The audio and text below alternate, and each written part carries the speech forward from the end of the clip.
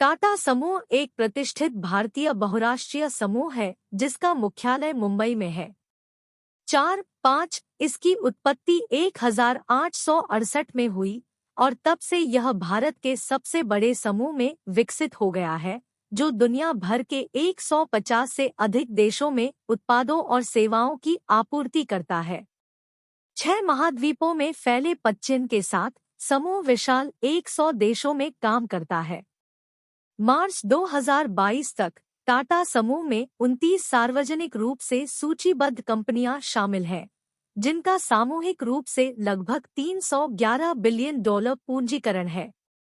7 इनमें उल्लेखनीय सहयोगियों में Tata consultancy services, Tata consumer products, Tata motors, Tata power, Tata steel, Voltas, Titan, Tata chemicals, Tata communications, Trent, Indian hotels company, ताजेर, टाटा एडवांस्ड सिस्टम्स,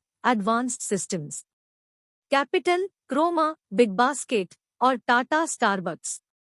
8 हालांकि यह समूह विवादों से अछूता नहीं रहा है। यह भाई भतीजावाद, हेराफेरी और प्राकृतिक संसाधनों से संबंधित संघर्षों के आरोपों से जूझ रहा है। टाटा समूह की स्थापना के पीछे के दूरदर्शी जमशेदजी नुसरवानजी टाटा का जन्म 1839 में हुआ था। उन्होंने 1858 में बॉम्बे के एल्फिंस्टन कॉलेज में अपनी शिक्षा पूरी की और जल्द ही अपने पिता के व्यापारिक उद्यम में शामिल हो गए, जो कई प्रकार के सामानों का कारोबार करता था।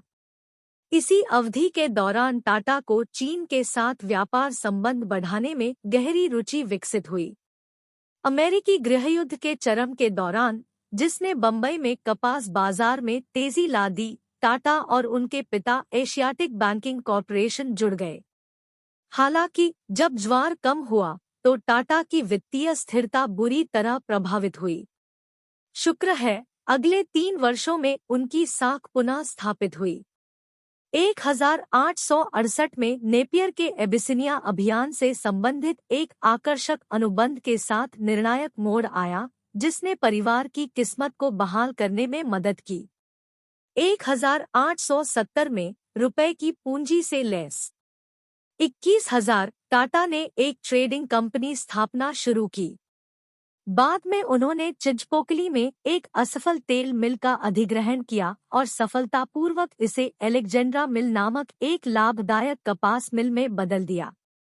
यह उद्यम 2 वर्ष बाद लाभ पर बेच दिया गया। 1874 में उन्होंने नागपुर में एम्प्रेस मिल की स्थापना करके इस उपलब्धि को दोहराया।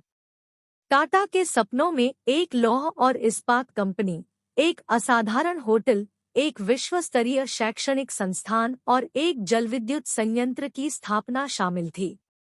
उनके दृष्टिकोण के अनुरूप 1903 में कोलाबा तट पर प्रतिष्ठित ताजमहल होटल का उद्घाटन किया गया, जिससे यह ब्रिटिश भारत में बिजली से सुसज्जित पहला होटल बन गया।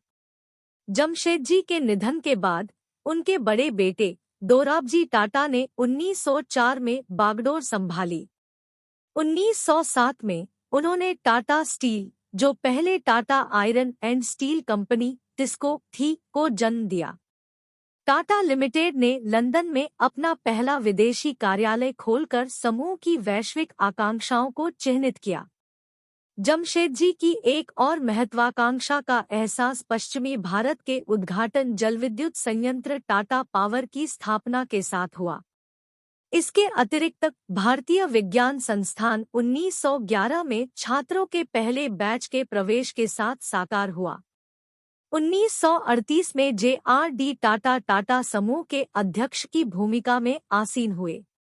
उनके नेतृत्व में समूह की संपत्ति 101 मिलियन अमेरिकी डॉलर से बढ़कर 5 बिलियन अमेरिकी डॉलर से अधिक हो गई। 14 उद्यमों से शुरुआत करके 1988 में उनके प्रस्थान के समय तक टाटा सन्स 95 उद्यमों का समूह बन गया था। इन संस्थाओं में वे उद्यम शामिल थे जिन्हें कंपनी ने या तो शुरू किया था या उनमें नियंत्रण हिस्सेदारी रखी थी। समूह ने रसायन, प्रौद्योगिकी, सौंदर्य प्रसाधन, विपणन, इंजीनियरिंग, विनिर्माण, चाय और सॉफ्टवेयर सेवाओं जैसे नए क्षेत्रों में विस्तार किया। जेआरडी का योगदान व्यावसायिक क्षेत्र से आगे तक बढ़ा। 1932 में उन्होंने टाटा एयर सर्विसेज, बाद में इसका नाम बदलकर टाटा एयरलाइंस, की स्थापना की।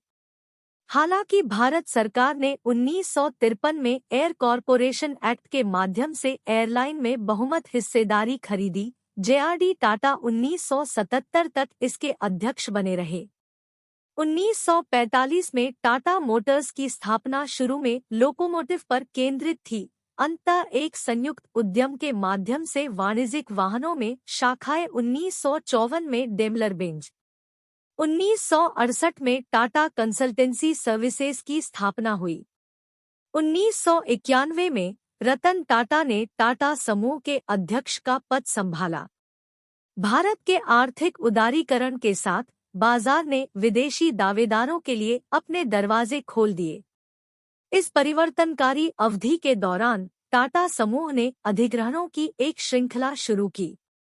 फरवरी 2000 में टेटली का अधिग्रहण एक महत्वपूर्ण कदम था।